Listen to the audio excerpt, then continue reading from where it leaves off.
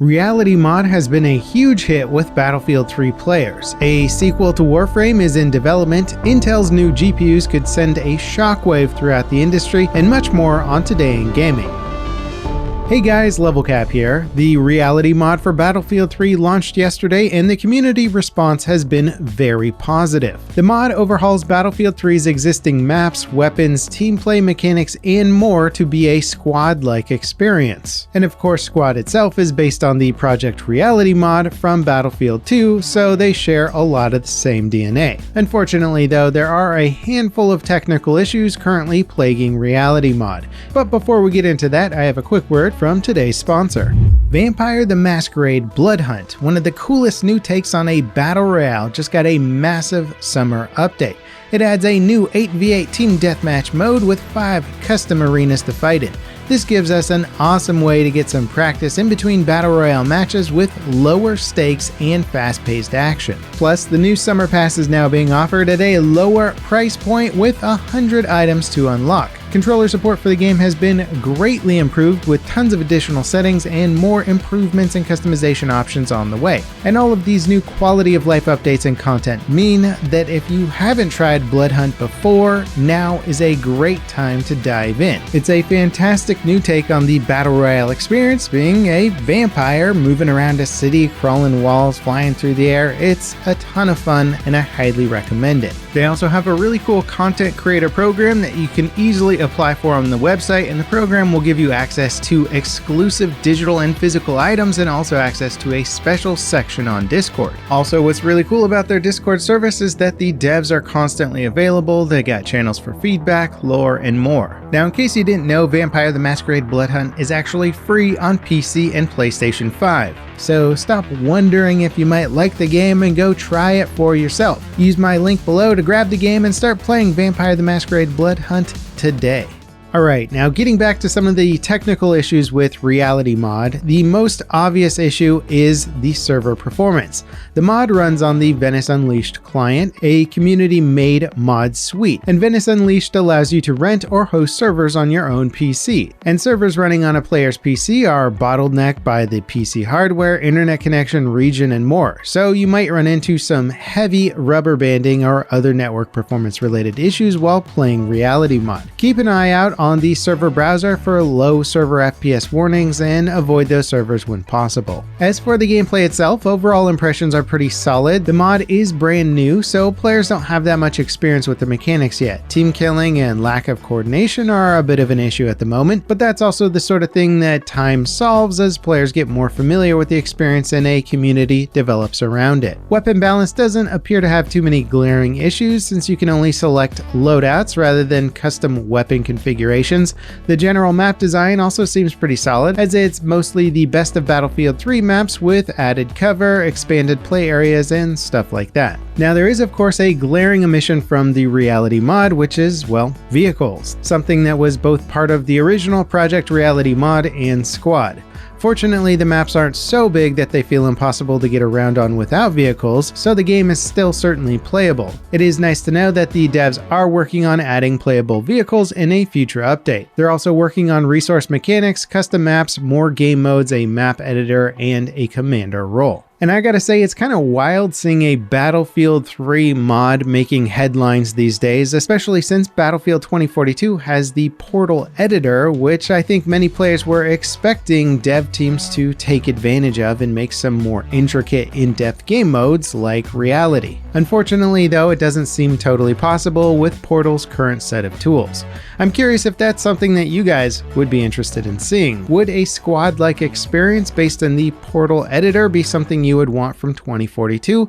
Let us know in the comments. Now, as is, Reality Mod seems like a good start to a milsim experience, but if you're looking for a modern milsim that's going to compete directly with Squad, well, this isn't it. At the end of the day, it's still essentially Battlefield 3. Venice Unleashed does a lot to polish the experience, but it can't fix stuff like getting stuck on tiny rocks or ledges. However, despite the mod's reliance on an aging game, it's still a novel and enjoyable experience. And if you've purchased Battlefield 3 in the past, then it's certainly worth checking out for yourself. Activision launched an official publisher page on Steam. For years, the only place to get the Call of Duty titles on PC was through the Battle.net launcher. But starting with Modern Warfare 2's launch later this year, new entries in the franchise will finally be available on Steam. This, of course, is a big deal because Activision will have to compete directly with other games during Steam sales. It also opens up potential data mining of future releases. Steam's database is generally pretty open, and there are already hints that Crash Bandicoot 4 is coming on Steam soon. Thanks to Steam database info, we could get all sorts of new info about upcoming Call of Duty content. Being on Steam also means we could potentially get the added protection of Steam's anti-cheat tools. However, that does seem like a bit more of a pipe dream considering Call of Duty has its own anti-cheat system now. Warframe players were treated to some blockbuster reveals at this year's TennoCon, the annual Warframe celebration and conference event. The game's studio announced more details about two major expansions coming to Warframe this year. The first expansion is Veil Breaker. It introduces new weekly quests alongside the narrative and gameplay content. The second expansion was initially revealed back in 2019. The Duviri Paradox is a story-based experience focused more on character and events than just hacking and slashing your way through the enemies. But the biggest reveal by far was a new title in the works called Soulframe. It's a fantasy MMO built around melee combat in an open world environment. It's intended to be a bit of a slower paced experience than Warframe. It'll be more focused on exploration than just chasing quest markers. Basically something a little more like Elden Ring, but in an MMO form. Soulframe is very early in development, so there's no expected release date yet.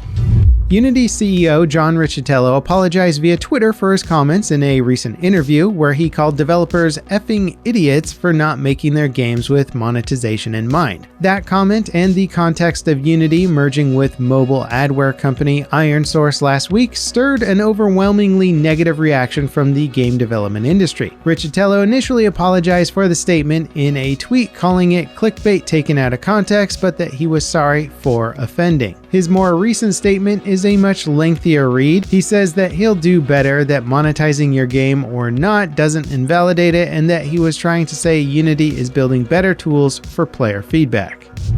Intel's first batch of discrete gaming graphics cards are slowly making their way to market. The Intel Arc line of GPUs is separated into three tiers: 3, 5, and 7 series cards. The 3 series GPUs are currently available in select pre-built PCs and some on their own from Chinese vendors. Reviews and benchmarks of this GPU show pretty mediocre results compared to the competition, but Intel's Arc line of GPUs is also all priced below $400. The lowest end, being the A380 for example, retails for around $150. It's in direct competition with Nvidia's GTX 1650, which you can get for about $200 depending on the retailer. It's also a little bit slower than Nvidia's competition. So while the A380 might be a bit slower than a 3-year-old GPU, its MSRP beats the GTX 1650's current street price. The higher-end 5 and 7 series GPUs seem to be competent performers at reasonable prices. Nvidia and AMD will clearly remain the frontrunners in the graphics hardware for now, but Intel could force Team Red and Green to adjust their pricing with future hardware. Star Citizen's 3.17.2 update is now available to all players on the game's public test server. The update adds derelict shipwrecks to explore, several new missions, one that takes you to a pirate ship stranded in space. It also makes tons of under-the-hood improvements to refine AI and NPCs and balance changes. The update has been in testing for quite some time, and several bug fixes have been released to iron out the issues. The update is currently targeted to release to live servers by the end of the week or early next week, but that certainly isn't a guaranteed launch window. Hopefully by then they will have ironed out all of the PTU bugs so that we can have a nice, smooth live experience. And that wraps it up for Today in Gaming. As always guys, thank you so much for watching, and I'll catch you next time. This is Level Cap, signing off.